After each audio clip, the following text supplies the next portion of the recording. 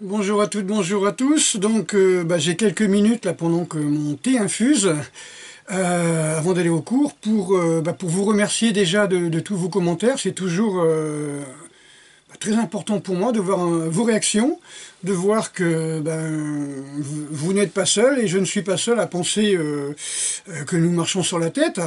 À part, je vais dire, 2 personnes, je crois, sur 2500 personnes, par exemple, qui ont vu ma dernière vidéo. À part 2 personnes, dont une me dit « Oh ben c'est cool, maintenant, c'est plus comme avant, maintenant on peut choisir son sexe. » Oui, enfin, l'insatisfaction, ouais, d'accord, c'est pas... hein, il y a des gens qui sont jamais satisfaits de ce qu'ils ont, bon, bah. Et puis le sexe, bon, voilà, on ne le choisit pas, c'est comme ça, la nature a pas voulu qu'on choisisse, on veut faire mieux, ça va nous coûter très cher. Et puis un autre qui prend tous les followers et tous les abonnés pour des couillons, en disant que ce sont des rétrogrades, des bas du front, des pauvres gars.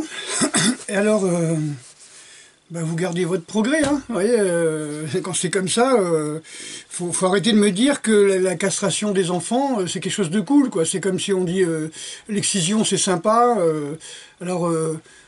voilà, on a commencé à se battre contre l'excision des petites africaines, ou je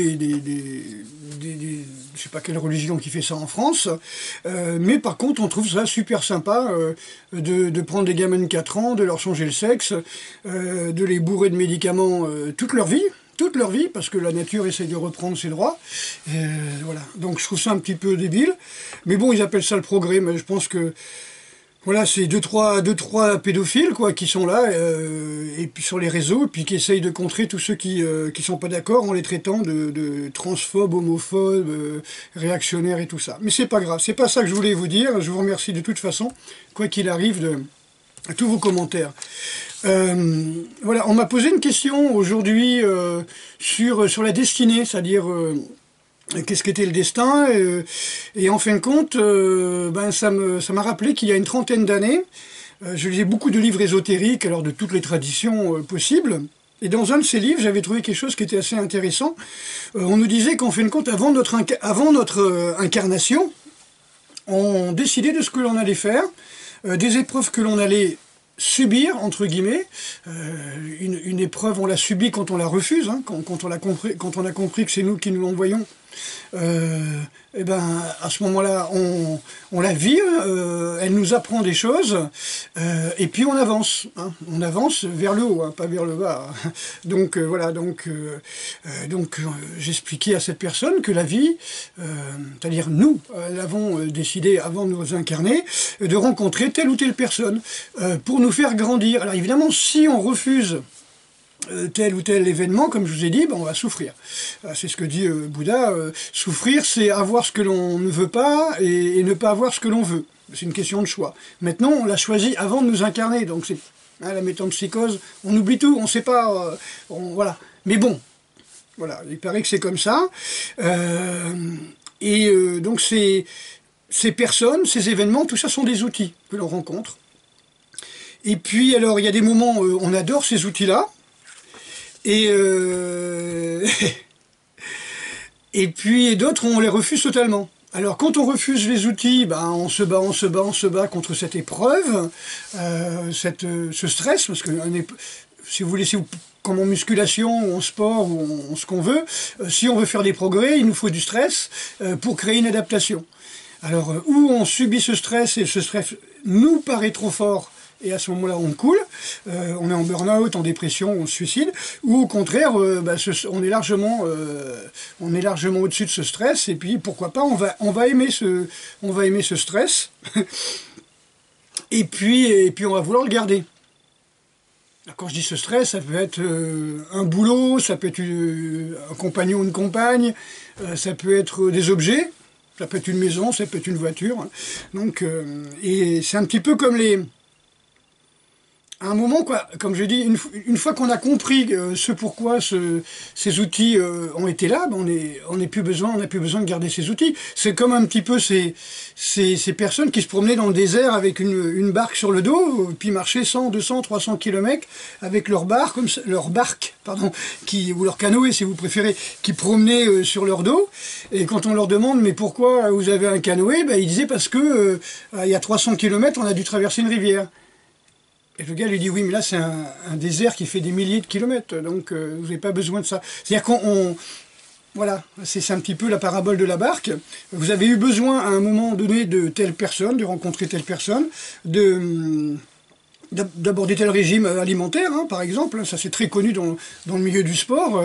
On a envie de faire une performance, eh ben on va faire un régime hypoglucidique, après on va faire une surcompensation en hyperglycémie, et puis après, voilà quoi, mais on va pas faire ça toute l'année, on va faire ça avant le concours. Vous voyez, c'est très connu ça, hein, faire un rebond glucidique avant une course cycliste par exemple, mais on va pas faire des rebonds glucidiques toute l'année. Maintenant, tous les gens qui veulent faire des régimes pour maigrir, généralement font des rebonds glucidiques sans le savoir. C'est-à-dire, ils se privent, et puis après, ils se baffrent, et alors là, ils gonflent comme des vaches. Bon, ben pourquoi pas, en culturisme, on sait qu'on a besoin, je parle du nati, hein, du vrai, pas du shooté, on sait très bien qu'à certains moments, il faut prendre du poids, à certains moments, il faut travailler la force, à certains moments, il faut travailler le volume, après avoir bien compris les techniques. Bon, on ne fait pas que du volume toute l'année, ni que de la force toute l'année, ni que du cardio toute l'année. On n'arrive pas en prise de masse lors d'un concours. Hein, on s'est arrêté pendant un moment, on a fait un régime et on a fait du cardio. Donc ça veut dire qu'on s'est adapté à ce que l'on veut faire, à notre étape. Mais on ne va pas faire ça toute l'année. Voilà. Si on se contente de 500 calories toute l'année, en s'entraînant, évidemment, ça risque d'être un petit peu difficile.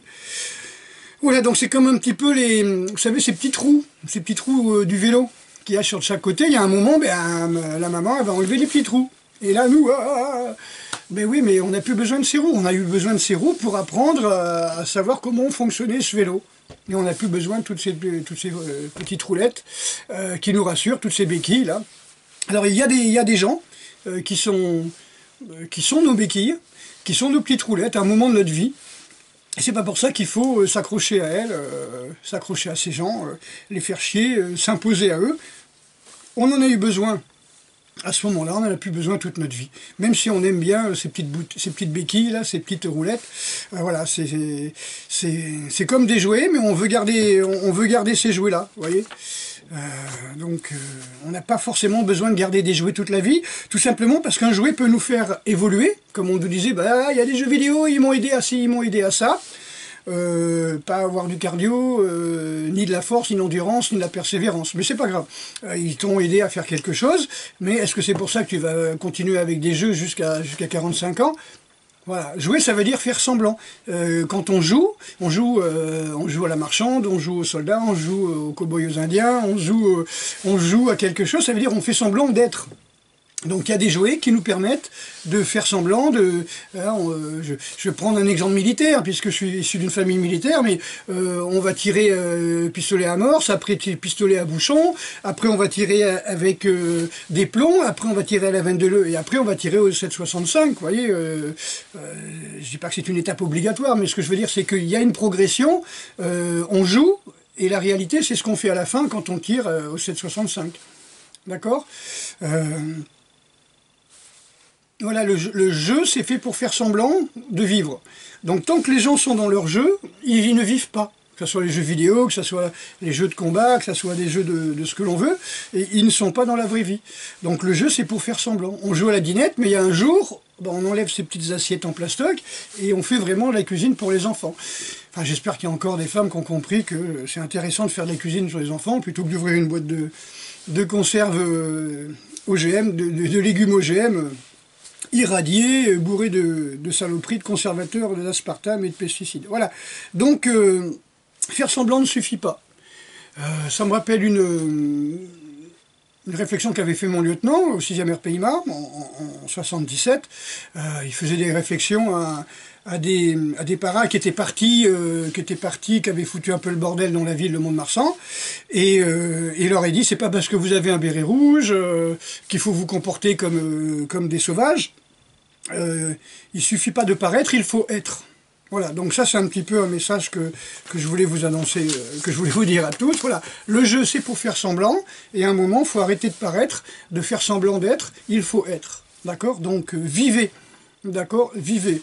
Je vous ai dit dans les dernières vidéos, j'ai pas la solution pour changer le gouvernement, pour changer ceci, pour changer cela.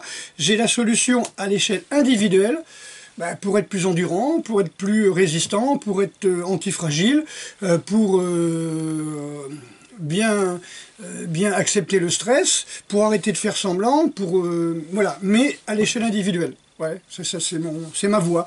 Est-ce que c'est mon métier? J'ai fait les études pour ça, mais en tout cas c'est ma voie. Voilà. Et c'est très bien si je m'aperçois que les formations que j'ai faites en licence STAPS, en préparateur physique, en BPGEPS, en brevet d'état sportif, d'éducateur sportif et en psychothérapie, relation d'aide à la psychothérapie. Tout ça, ça m'a aidé à bien comprendre comment pouvoir aider un maximum de personnes. Voilà, donc c'était juste un petit peu mon message. Oui, il y a quelque chose de positif,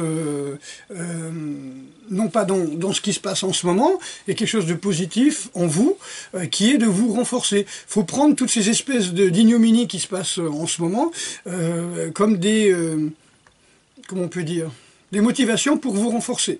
De ne pas vous laisser faire, de vous sortir les doigts du cul et combattre. Parce que vous voyez comment ça se passe. Ça veut dire que de plus en plus, on va prendre des gamins de 3-4 ans, on va changer les sexes, on va dire, allez, celui-là, hop, on fait ça et ça, voilà. Et puis que le gamin soit d'accord ou pas, on ne lui pose pas la question. Ok, donc oui, c'est-à-dire que quand on dit à quelqu'un, oui, mais ça c'est un truc de pédophile, c'est un truc de sataniste, ils disent, oui, t'es transphobe, t'es homophobe. Ça, c'est le point Goldwyn maintenant, vous voyez, c'est le point Goldwyn actuel maintenant. Donc, on parle de la puce, t'es complotiste. Oui, on nous avait dit ça pour plein de choses, et puis c'est arrivé. D'accord? Donc, j'ai pas trop le temps. Je vous fais une bise à tout le monde, à toutes et à tous. Et puis, pensez à ça. Ces épreuves que vous subissez, ces épreuves que nous subissons toutes et tous, elles sont là pour nous renforcer. Donc vous laissez pas faire, n'acceptez pas forcément ces espèces de trucs sataniques, on est là pour combattre. Combattez, ne vous laissez pas faire. Allez, grosse bise et à bientôt.